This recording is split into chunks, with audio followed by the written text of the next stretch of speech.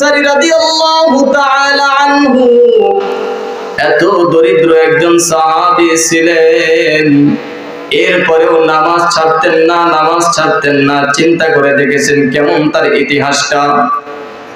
আল্লাহর পয়গম্বরের পিছনে সে ইক্তেদা করে নামাজ আদায় করতেন। হঠাৎ সাহাবীরা লক্ষ্য করে দেখলেন আব্দুল্লাহ আনসারী নামাজের ভেতরে সবার পড়ে আসে, আবার নামাজের সালাম ফেরানোর সঙ্গে সঙ্গে বাড়ির দিকে রওনা দেয়, কোন তাসবিহ তাহলিল আদায় করে না। সাহাবীরা নবীজির কাছে বললেন, ইয়া রাসূলুল্লাহ, ইয়া হাবিবাল্লাহ, আপনার সাহাবী আব্দুল্লাহ আনসারী মুনাফিক হয়ে গেছে গো পয়গম্বর, মুনাফিক হয়ে গেছে। আল্লাহর পয়গম্বর বললেন, কারণটা কি? সাহাবীরা নবীজির সম্মুখে ঘটনাগুলি উপস্থাপন করলেন। আল্লাহর পয়গম্বর কোনো জবাব দিলেন না। দ্বিতীয় দিনের অপেক্ষায় রয়ে গেলেন নবীজি আমার।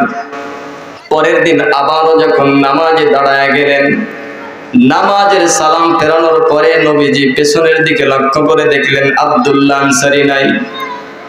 নবীজি সাহাবীর পেছন পেছন রওনা করা আরম্ভ করে দিলেন। আল্লাহর পয়গম্বর তার বাড়ির দরজায় গিয়ে দাঁড়ায় গেলেন। বাড়ির দরজায় কড়া দিলেন, নক করলেন। সর্বপ্রথম সালাম দিলেন, ভেতর থেকে কোন সালামের জবাব শোনা যায় না। দ্বিতীয়বার আবারও সালাম দিলেন, আবারও সালামের জবাব শোনা যায় না। তৃতীয়বার আবারও যখন সালাম দিলেন, ভেতর থেকে কোন সালামের জবাব ফিরে আসে না। দয়ার নবী, মায়ার নবী সেখান থেকে প্রত্যাবর্তন করা আরম্ভ করে দিলেন। কিছুক্ষণ পরে নবীজি লক্ষ্য করে দেখলেন পেছন থেকে কার যেন চিৎকার চেঁচামেচির আওয়াজ কর্ণকহর ভেদ করে নবীজির ঢুকে গেল। আল্লাহর পয়গম্বর দাঁড়া গেলেন, পেছন ফিরে দেখলেন আব্দুল্লাহ আনসারী দৌড়ায় আর নবীজিকে ডাকে, দৌড়ায় আর নবীজিকে ডাকে। নবীজি দাঁড়ায় গেলেন, আব্দুল্লাহ আনসারী নবীজির কাছে এসে হাজির হয়ে গেল। আব্দুল্লাহ আনসারী নবীজিকে ডাক দিয়া বললেন, ইয়া রাসূলুল্লাহ, নবী গো, আপনার সঙ্গে আমি বেয়াদবি করে ফেলেছি গো নবী। আল্লাহর পয়গম্বর বললেন, আব্দুল্লাহ, তুমি আগে বলো, তুমি নামাজের ভেতরে কেন সবার পরে যাও? আবার নামাজের সালাম ফেরানোর সঙ্গে সঙ্গে কেনই বা বাড়ির দিকে চলে আসো রে আব্দুল্লাহ? বলো বলো, আগে তোমার কারণটা বলো। আব্দুল্লাহ আনসারী দুইটা চোখের পানি ছেড়ে দিয়ে আল্লাহর হাবিবকে ডাক দিয়া বলেন, ওগো পয়গম্বর,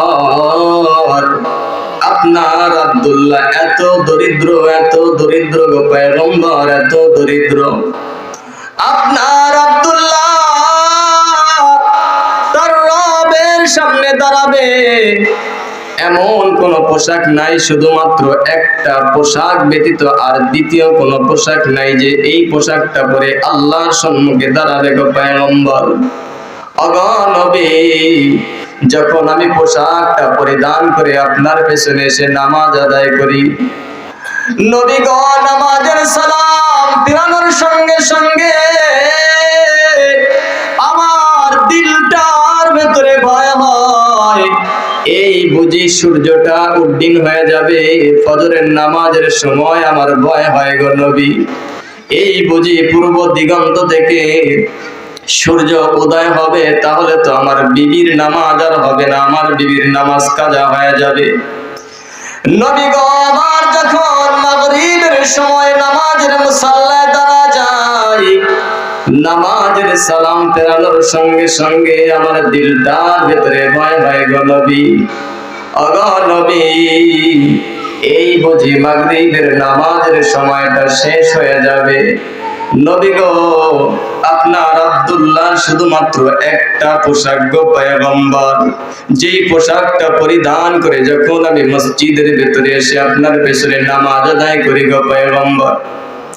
ওগো পয়গম্বর, আমার বিবি আমার বিবির কোনো পোশাক নাই, বিবস্ত্র অবস্থায় আমার বিবিকে ঘরের ভেতরে আমি রেখে আসি। এমনিতেই রেখে আসি না গো পয়গম্বর, ঘরের ভেতরে একটা খনন করে রেখে এসেছি।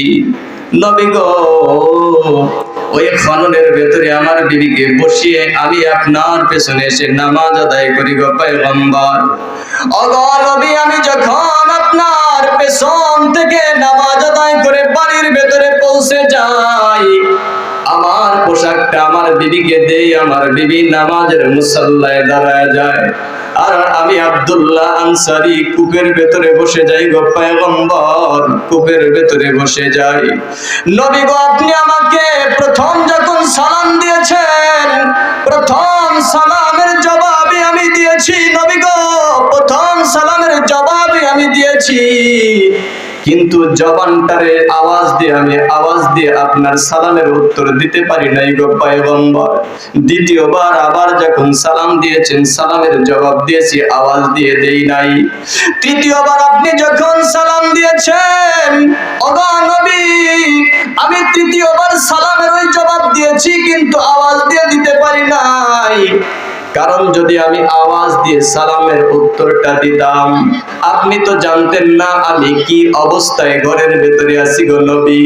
ও নবী, আপনি যদি আমাকে ডাকতেন, তাহলে আপনার সম্মুখে আমি হাজির হতে পারতাম না গো নবী। ওগো নবী, আপনার সঙ্গে বেয়াদবি হয়ে যেত। আপনার হুকুম মানাটা আমার জন্য ওয়াজিব ছিল, আপনার হুকুম মানাটাকে আমার জন্য ওয়াজিব তরকের জন্য আমার আমলনামায় গুনাহ হইতে পারত গো নবী। ওগো নবী, এই জন্য আপনার সালামের জবাব আমি দিলে দিলে দিয়েছি, আস্তে আস্তে দিয়েছি গো পয়গম্বর। ও মুসলমান, সাহাবীদের বস্ত্র ছিল না, কাপড় ছিল না। সাহাবীরা নামাজের জামাতে আসতে তিনারা কখনো দ্বিধাবোধ করেন নাই, কখনো অজুহাত দেখান নাই। আজকে মুসলিম ঘরে জন্ম নিয়েছি, নামাজে আসতে হাজারো অজুহাত আমাদের, কথা বলেন ঠিক কিনা? ও মুসলমান, আজকে মুসলিম জাতি নির্যাতিত আর নিষ্পেষিত হওয়ার অন্যতম কারণ হলো মালিকের সম্মুখে আমরা অনুতপ্ত হয়ে দাঁড়াইতে পারি না। যেই রকম ভাবে নেতা আর খেতার সম্মুখে আমরা গিয়ে দাঁড়াই, যেমন ভাবে নেতাদের কদম বুসি করি, নেতাদের পায়ের ভেতরে আমরা তেল লাগাই, এই রকম বিনয়ের সহিত কিন্তু আমরা আল্লাহর সম্মুখে দাঁড়াই না, কথা বলেন ঠিক কিনা?